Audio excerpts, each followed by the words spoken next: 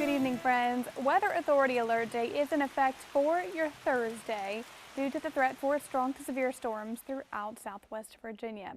Right now, we are finally clear. We did have a few very stubborn thunderstorms that were hanging out in the south side zone, but now the entirety of our viewing area is dry and still very, very muggy. Outside right now, you'll notice our temperatures 70s and 80s. Currently, Roanoke 82 degrees, Hot Springs 72, Alta Vista 79, Danville 75. You'll notice a little bit cooler here in Southside where we were rain cooled.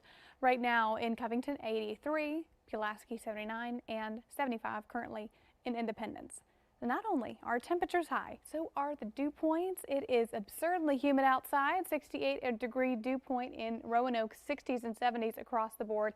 Now tomorrow, we will have the heat and the humidity and the cold front. All of those things together will provide us with a chance for those strong to severe storms. So let's break down the threats we are watching out for tomorrow. Flooding threat is by far and large, this is by far and away the highest threat that we are keeping an eye out for because of the very slow moving storms we got towards the latter half of the weekend, about Friday to Saturday, even stretching some portions into Sunday. Very slow moving storms that dumped a lot of rainfall. So we already have saturated ground. Flooding on top of this because the rain that we are already going to expect is a concern. Wind and hail threat also in play, and I do want to point out the tornado threat is very low, but it is not zero at this time. So we will be watching for any sort of rotating storms as we head into tomorrow afternoon and evening hours as well. Let's time this out on Futurecast. Again, we'll wrap up the evening with clear conditions besides a few stray showers about 2 to 3 a.m., but most of us will stay dry overnight. Waking up tomorrow morning to completely clear conditions. All of this sunshine that we get tomorrow morning and into early afternoon, that will actually fuel those storms in the later afternoon hours.